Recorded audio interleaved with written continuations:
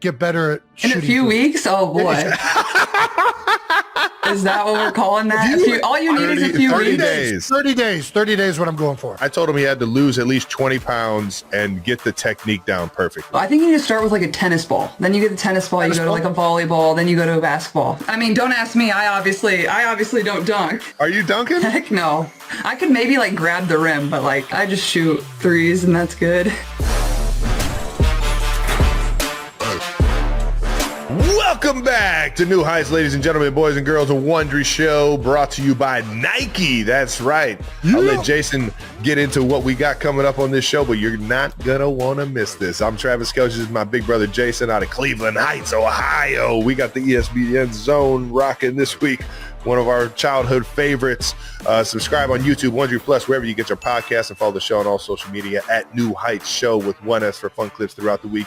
And now I hand it over to Jason to tell you exactly what we got in this week's episode. 90%, we got another amazing episode. First, we're going to catch up on what we've been doing since the last week. We recorded one. And also, we're going to look ahead to the final week of the NFL season. Also, we have somebody known to probably everybody in the country at this point. Caitlin Clark is here, making her second appearance on the podcast. Yep, we're going to talk about her new Nike ad, her signature shoe, and so much more. Why don't we get into some of that right now? How about a little bit of that new news? New news! Hey, yo. New news is brought to you by Nike. And this is why. Joining us today for a special edition of New News is the 6-foot guard from Iowa. She's the all-time leading scorer in NCAA history, the first overall pick in the 2024 WNBA draft. She's a two-time WNBA All-Star, 2024 WNBA Rookie of the Year, the 2024 Time Magazine Athlete of the Year, and she is the first and now last guest of New Heights in the 2025 season. 92%ers, please welcome back to the show, Caitlin Clark! I'm back. Let's go. She's back, I'm baby. honored you guys brought me back on. I must have not have been too bad the first time, I guess. You already know. It's always a pleasure. Always a pleasure. Permanent invite. Yes, please jump on whenever. Let's talk some Nike. We're honored to be a part of your Nike launch, being a part of the commercial that is. How's it feel? How's it feel to finally have it all out there? And I know it was a long time coming. Definitely a long time coming. Like been in the works for quite some time, and obviously this is kind of launching like a whole year where my shoe eventually will come out. Wearing it on the court this coming season. So nice. That's probably what I'm most excited for, but like just getting the people more excited with the logo, and obviously I already have some merch out, which you're proudly rocking, which I appreciate. Yeah. But yeah, no, it's so exciting. And a lot of the people that were obviously in the commercial, you too, and Travis Scott was in it. My college basketball coach was in it. And then just some other people that have kind of like been huge fans throughout my career, or, you know, have been a part since I was either in high school or now professionally. So I felt like the ad was like very me. So that was super cool. And it was fun to shoot, and, you know, just really thankful that everybody was a part of it, and especially you guys. So you made it fun. You brought the energy. Yeah. Jason wanted to do. Jason can't make a jump shot to save his life. He's actually you are out of your mind. Next time we need to get you guys on the real basketball court. That's what would have made it funny. You're like out there actually. You already know. All right, it's funny you mentioned this, because recently I got into a basketball court for the first time in like 20 years. I'm on a mission to be able to dunk, Caitlin. I've never been able to. No, he's been doing this. This mission has been 30 years running. We have video footage. Brandon, do we want to play that now? Yeah, let's see what we got. Oh, gosh. This is going to be hilarious. I'm Jason Kelsey. And this is Jackass. I'm going to try and dunk a basketball. I can't jump off of 1 foot to save my life. I mean, you made it still, but that wasn't done. It went in. Oh, dude, you're not even touching the rim. We got a ways to go. We got a ways. We got a ways. You have no Look at that. I'm kind of up there. Okay, that one's not as bad. I'm a better 2 foot jumper. I can't jump off of 1 foot. I'm going to tear my Achilles. You're a fundamental guy. We got to get you the right fundamentals. This is what I wanted to ask. Are there techniques to jump higher? I mean, I don't know. I think it's technically easier to jumping off of 1 foot than 2 feet. I think jumping off of 2 is probably harder. You really drive. That's kind of like a high jumper. You really drive that other knee up, and it helps you like kind of catapult yourself up there. But I think we're out of He has to do it by 2 because he squats so much. Yeah, you're a power jumper. Ankle, well, it just hurts my ankle so bad trying to jump off of one leg. He's got a bad ankle. You're in danger. Do you feel more comfortable that I could maybe dunk in a few weeks or get better at shooting? In a few weeks? Oh boy. Is that what we're calling that? All you need is a few 30 weeks. days. 30 days. 30 days what I'm going for. Oh gosh. Trav, can you still dunk, you think? Are you kidding me? I go between the legs right now. No, not all like that. I can definitely dunk though. I'll have that in the bag till I'm at least like 50, I think. Jason, I told him he had to lose at least 20 pounds and get the technique down perfectly. I think you can do it though. I think you need to start with like a tennis ball. Then you get the tennis ball, you go to like a volleyball, then you go to a basketball. Okay. All right. Work your way up. I mean, don't ask me. I obviously don't dunk. Heck no. I could maybe like grab the rim, but like I'm not anywhere close to that. I just shoot threes and that's good. Shoot it from anywhere. How easy is it for somebody to learn how to shoot who can't shoot? Just hypothetically speaking, not for myself. Honestly, like, I feel like if you're willing to like learn and like, that's the problem I feel like with a lot of like young kids and like young basketball players, their form is like so jacked up, but like, I feel like it's a pretty easy thing to pick up on like from a young age. So that's always what I tell like young kids, like make sure your form is always good and then you like kind of work your way back. But that's what I would always say the most important is. And like, I would get mad at my dad when I was a young girl because he wouldn't let me like just launch threes because like my elbows would be out like this. I'd be like throwing it like that because I wasn't strong enough, and then it like ruins your form, and then you have those habits like going on through the rest of your career. So, but I mean, if you're like willing to learn and like, I think that would be easier than learning to dunk if you like couldn't jump, like you're trying to like become explosive again, I guess. I feel like standing there and being like this would be a little easier.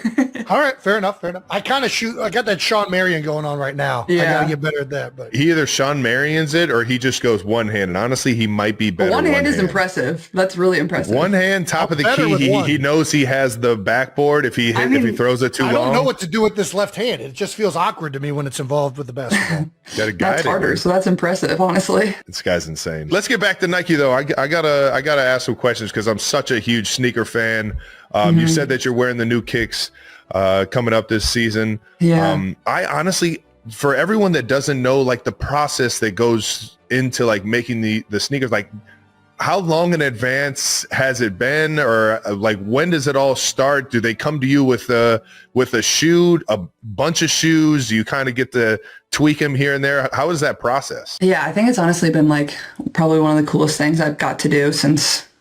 Honestly, the process started at the end of my senior year when I was at Iowa because I was deciding what shoe company I was going to go with. And I talked to Nike, Adidas, and Under Armour, and they all offered me a signature shoe, obviously some faster than others. And, you know, everybody knows Nike makes the best product. It just kind of takes a little bit longer. And so I grew up wanting to be a Nike athlete. Every kid does. Nike, Jordan, like that's the premier brand, and everybody knows that. The custom Kobe's, yeah. Oh yeah, the custom Kobe's are fine. I sent like Harry and some of your friends some. They're like, how do we get the?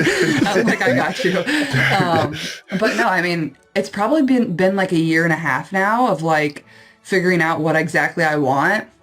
And I think probably the most challenging part of it is like you want it to be unique, but at the same time, like I have to be comfortable wearing it. So I think you kind of take what you know you're comfortable in. Like obviously I play in a lot of Kobe's, but at the same time, I don't want it to be a Kobe. I want it to be something very unique to me and a little bit different. And I think for myself, like, you know, I kind of think about like what's kind of been important to me when I think about like shoes or sneakers. And I think like just the chaseability of them and like, you want a certain sneaker or like you want a certain colorway. So I think that's like going to be probably the most fun part. Like, okay, great. Like you have like the mold of the shoe and like what it is and the technology that's in it. But more so, I think I'm more excited about like making the certain colorways or collabing with certain brands or whatever it is. I know I definitely got the Chiefs colorway on the way or PE or something. Maybe we can get Andy Reid to like coach in them at some point or something. Are you kidding me? Or we can turn them into a cleat. Or we get something like that. Oh, but listen, you're speaking to me now. I'm game. It's so cool because a lot of like you're doing exactly what like I've always dreamed of doing in terms because everybody that plays a sport or definitely is a hooper like dreams of having a signature shoe. Like it is the coolest shit ever. But I remember LeBron came out with his first signature shoe and it was like he had this Hummer in high school, the notorious Hummer, and he kind of like shaped or like made the shoes kind of resemble a Hummer's like look and model and everything like that. Like when it comes down to like it being true to you, I can't wait to see exactly what this thing looks like. And you already know I'll be the first one in line to get them. Yeah, no, it's gonna be cool. And it's crazy because LeBron's on shoe 23 now, which is like crazy to think about how long his signature line has lasted. I know, it's crazy. And I've gotten all 23 of them. You don't see like a lot of signature cleats in football, do you really? Like it's not really the same. Like Trav, you wear like your own PEs, like Jordan PEs, right? Don't you? Yeah, exactly. Yeah. Shout out to Jordan. I think those fit my game the best just because I grew up in that like Jordan era of like I kind of like that mid to high top like boot kind of feel, save the ankles, protect the ankles. Yeah, seriously. But it's ironic how like a lot of like LeBron's made his way to the football field. Right. Jordan's made his way to the football field. It's kind of like the basketball players kind of run that world of like what's on your feet, and it's always been because of how good you guys are on the court. How much goes into the technology? I am curious about that because that's one thing that I get frustrated a little bit with, like cleats, modern cleats. Sometimes I like, man, I wish these things grab better. I wish they had a different mold on the bottom of them. Like, were you super involved in that process as well? Yeah, for sure. And like, obviously I'm pretty like picky about what I wear. Like I like a certain two Kobe models. So like I knew whatever I was going to put in my own shoe, it needed to be like the equivalent of that technology or even better. And it's going to be even better. I'm not going to say exactly what it is because I think it'll get people excited about it. And I think even like the Chinese market, like I was talking to some people at Nike, like over in China, like they'll cut open the inside of the Kobe's and like show people the technology that's on the inside of the shoe because they're like, that means a lot to them. Like they want to know what they're getting out of the product. Right. Wow. So I thought that was like really fascinating. Cut that open? That's crazy. Yeah, I know. So it better be made well, but it will be. I was about to say. I've seen some videos where they'll like cut them in half, and you can like look at like a complete cross section of the whole thing. So there's like a couple Kobe's that they have only the technology in like the heel of your foot and not the forefoot of your foot, and I can like tell a huge difference when I play in those. Like it feels like I'm running on hardwood, so like I really struggled to wear those. But for other people, they obviously love them. But for me, it's like no, I need that technology everywhere. So that's honestly been a huge part of the process and the creation of the shoe is like it being comfortable and exactly kind of what I need. And the technology that we're going to put into it isn't anything that they've ever put into a basketball shoe before. So I'm really excited about that. That's exciting. It really is amazing how much one shoe works for one person, but it doesn't work for another. Like Nike switched the bottom of their cleat, maybe 2018, Trav? When did they start going to that new mold? Gosh, you're putting me on the spot. They're all tying together right now. 2019, 2018, whatever. Anyways, they went to like a new mold, and I'm like, man, there's just something that feels a little bit off. And I like went and had my foot like 3D analyzed. That's what I was gonna say. Like, do they scan your guys' feet for the cleats, or how's that work? So they have that technology available, and I went to that. I had never used it, and they said actually your foot is geared more towards this like 2015 cleat that they kind of stopped making. And I went back to that. I was like, my so foot. So they had to dig some up in the storage unit so you could. They were searching equipment rooms like this. I was wearing this cleat up until like 2024. That's crazy. And then I'd have to take them to a cobbler in South Philly who would have to re-glue it because the glue was starting to rot out on these things. Oh, Jason went full on custom. Like he got his own. He had to retire because they didn't have any more cleats. That's exactly. Right. Yeah, exactly. You still got those things in the garage if the Eagles need one game out of them. You still got them. Yeah. You still got Stop. What did you guys collect the most of? I know, like Trav, you collected a lot of shoes growing up. Like, what were you like? What did you like the most, or like what was something you kind of always wanted to get, or what's your favorite pair of shoes you've ever owned? I was just going to get into. I didn't want to get into too much about your shoe because it's still the excitement of everyone, the drop and everything. But my favorite shoe ever was the Marty McFly. When they came out with the self-tying and just the whole boot and finally bringing that to life, knowing that it was in the future back in the 80s and like they actually made that mold. It was like my first purchase when I got a check. I was like, went online, great. Like Marty McFly's Nike size 13 because they did make a size 14. And I'm just like, where are they? And I grabbed them, and I still got them. This thing still light up on me and everything. I'm what some people might call shoe ignorant. I don't know anything about shoes. You just wear whatever you get for free. I like that. That's what it was. I wore sandals, and then my mom got me The only time I ever cared about what I wore, she got me 2 pairs of Skechers, and I wore these things into high school, and never again have I ever worn a pair of Skechers. Did they light up? Did they light up? I'm sorry, they did not light up. And I got clowned so bad. And then I immediately went out and bought some Timberland boots because everybody was saying He's those been were the rocking best. Timbs ever Rocking since. the Timbs. That's great. but- That's hilarious. From Skechers to Timbs. That's quite the switch up. I was like, I gotta fix this public image right now. This is not good. My original love for kicks came in the Jordan era. I remember wearing the 14s, or the Jordan 14s in like middle school travel league basketball. And then when Bron came out with everything, being a Cleveland kid and seeing him actually play in high school was crazy. So you guys saw him live? Like how often? I got lucky. One of our good friends, Andrew Brandt, and his mom had an extra ticket. No way. I went down there and saw the Was it thing packed? live in high Like, school. so It was full? to the roof. It was it was like a whole like parade event outside. They had to like cut off the like streets around it. It was insane. It was awesome though. Yeah. He threw it off the backboard and threw it down, and the whole stadium or whole arena felt like it was about to rock. I never saw him play live, but he was on all the time. Like even when he had a few of the games that were broadcast nationally when he was in high school, but even the other ones were on local TV, and it was like an entire event when he was in high school. Like everybody be talking about it the next day. Did you see what LeBron did last night? And it was a crazy time in Cleveland for sure. I got one more Bron story. So in high school, this is when I was in high school, he was going through his first couple years in the leagues, and his Bron 2s came out, and Bron 2s were iconic shoe. I still have so many pairs of them, but at that point I wanted to get like a pair that nobody had. And in my mind, I didn't really know the like sneaker market or like how things worked or anything like that. So I thought I was going to go out and get a pair that nobody had. And literally like there was only like 2 colorways that LeBron had officially came out with at that point. And I went online and I'm searching all on the web for like a LeBron 2, and I found this black and silver pair of LeBron 2s. Were they fake? Begged my mother to get them for me for Christmas. Walked into Heights High with them, and Harry's older brother Will actually came up to me. He's like, "Trav, let me see those things." He looked at them. Somebody from across the room. "Hey, Will, you think those are real?" And Will looked like, "Real fake?" I got hilarious. smoked. Never wore them again. Mom asked me, "Oh, did everyone love your shoes?" I was like, "Yeah, they loved them." They took them. They loved them so much. The funniest part was I ordered a 14 and they were like a size 11. I was like, the whole time my feet were You're like getting this. And I'm blisters. like, it was the worst. That's hilarious. That's a great story.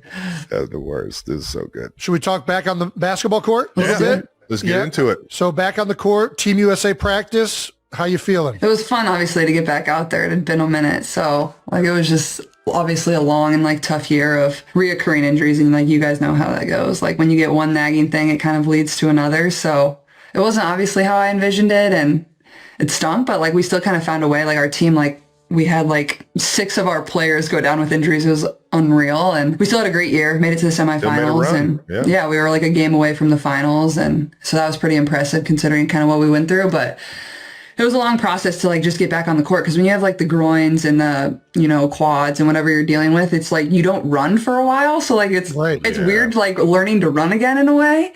And then on top of that, like going to like play versus the best players again and like just getting tossed out back into the fire. But it was fun. Like, I mean, I probably wouldn't have wanted it any other way. Like you get thrown back out there with the best players in the world and you see like you're right where you were before you got hurt. And it was only 3 days. So it was cool. And it was at Duke, which is obviously one of the most historic basketball places ever. So that was a pretty cool thing too. And kind of kicks off like the next cycle for like preparing for the Olympics. And then we have the World Cup in 2026. So at the end of September. So we'll actually like pause the WNBA season, very similar like how we do when we have the Olympics right before the playoffs. And then we'll go play the World Cup, which technically the World Cup in the past has almost been harder for us to win because there's more teams that play in the World Cup than qualify for the Olympics. Yeah. So sometimes it's harder to win that. So hopefully I'm on the team for that. And obviously my goal is to be on the Olympic team in 2028. So it feels like it's far away, but it's probably actually way closer than it sounds. It'll be here as soon as you know it, I'm sure. Yeah. Yeah. Maybe Trav, well, you could play flag football in 2028. Hey, You already know. I can snap. If they need a snapper, I will gladly snap the ball and do nothing. Yeah. I can snap too. So we'll be running for that job. We'll be competing for that job. Do you guys think any like NFL players will actually like want to play or like try to play or? Oh, I think there's going to be a bunch that are going to want to. A few of the receivers and DBs that have good like hand-eye and ball skills. I think those guys that have a good run at it. I don't know if the quarterbacks will entertain it. It's a different game at quarterback. Yeah, that's what I was about to say. It does. There's definitely crossover, but it is a different sport. And I don't know. I think there's going to be a lot of guys that want to do it. And I think the NFL is going to embrace guys trying to play in it because it's only good for the league to see their players on a national scale like that. And we don't ever get that opportunity. But it is a different sport. I think it'll be similar to the 3-on-3. You know, sure. like how who was it? I think Jimmer was probably the biggest name in the 3-on-3. He just retired. It was his last Olympics. Yeah. Shout out to Jimmer, man. Electric. His game is perfect for that. Like fast, like can shoot it, like just quick. Yeah. But yeah, like you said, like completely different. 3-on-3 basketball is obviously only played in the half court and there's no stopping. You literally play to, I think, a score or time, which is just way different than 5-on-5. We see you in this picture with Cameron Brink rocking number 17. I know. Where'd the 1-7 come? Was that? The air at Arrowhead that night was electric with dread and hope, the kind that makes every breath visible and every heart pound a little harder. Travis Kelce stepped onto the field as if balancing between two worlds, one foot in the legacy he'd built, and the other hesitating at the edge of the unknown. 5 receptions, 36 gritty yards, and an endless parade of memories flashed to the minds of fans who had watched him turn routine catches into legend on this very turf. The Chiefs, a team that had once seemed invincible, fell to the Broncos, and as the final seconds bled away, the stadium felt both enormous and strangely intimate, a place where triumph and heartbreak circled each other like dancers. When the whistle sounded, Kelsey didn't shrink from the onslaught of cameras or the barrage of questions that would follow. Instead, he made his way through the fray to find Bo Nix, the young Broncos quarterback who just orchestrated the upset. There was no bitterness, no trace of rivalry's poison, just a handshake, a few quiet words, the kind that travel further than any headline. You're a hell of a competitor, man. You already know. Love playing against you every single time, dog. Do your thing, baby. All right, go get you one, man. It was a torch passed, a moment of pure sportsmanship that stood in sharp contrast to the digital fireworks ignited by Broncos linebacker Jonathan Cooper, whose victory tweets, equal parts bravado and juvenile gloating, exploded online before vanishing into ether, leaving only screenshots and fresh fuel for AFC West grudges. For the Chiefs, the defeat was more than a lost game. It was the end of an era. A season that began with swagger had been whittled away by bad bounces, mental errors, and a kind of luck that seems to turn at the worst possible time. Suddenly, the AFC landscape looked unfamiliar. Denver, at 13-3, now held the keys, destiny in their hands. A single win against the Chargers away from home field and a precious playoff bye. The Patriots, always lurking, matched their record, while the Jaguars at 12-4 waited to pounce. The Broncos' AFC West title locked in a top 3 seed, but for the first time in years, every contender believed the door was open and every city dared to dream. As the league's brightest stars grappled with shifting fortunes, another battle raged far from the stadium lights. Inside a home where chaos and laughter often came in equal measure, Kelsey, married to former Eagles center Jason, found herself in the thick of a season that didn't care about touchdowns or turnovers. For daughters, Wyatt, 6, Elliot, 4, Bennett, 2, and baby Finley, just 8 months, meant every day was a new adventure in survival. Kylie's Instagram dispatches had become a lifeline for parents everywhere, her honesty cutting to the polished veneer of celebrity family life. For kids, 2 in school, one who licks crackers off the ground and tries to feed them to me, another who accidentally ate dog food. She didn't bother pretending her girls were angels. They are absolutely disgusting. She laughed, the kind of laugh that only comes after you clean up the unthinkable for the 100th time. Germs are everywhere, especially with these tiny humans. Still, she was determined not to be caught off guard. You could say I'm a defensive coordinator of the Kelsey household, she declared, outlining her strategy to keep illness at bay, a coach facing down an endless blitz of sniffles, sneezes, and sticky hands. Even as she fought her own version of the cold and flu season, Kylie's story was echoed by Jason, who admitted that fame had rewired the rules of everyday life. You know, I'm all over television, and my face in particular is much more out there. In a lot of ways, going out into public is much different for not just me, but my wife, my whole family. Retirement hadn't brought anonymity, just a new set of challenges. Yet the Kelceys refuse to let their celebrities steal the small joys. We're finding ways to get it done, Jason said. We go to Disney World, and we're still walking around. They clung to every ordinary moment, every chance to blend in, every opportunity to give their daughters the kind of childhood where magic could still happen in a theme park or a backyard, miles in the glare of stadium lights. The thread connecting the Kelsey family, on the field or off, wasn't just resilience, but a stubborn insistence on savoring the mess, the mundane, the moments that slip by unnoticed. The season had changed for the Chiefs and for the Kelceys, but as new champions rise and old ones adapt, the true victories are found in the handshakes after hard battles, the laughter at kitchen table, the wild, wonderful unpredictability of family. In football and in life, nothing is guaranteed, but as long as there are games to play and stories to tell, the Kelceys and the league will keep moving forward, always ready for the next unforgettable moment.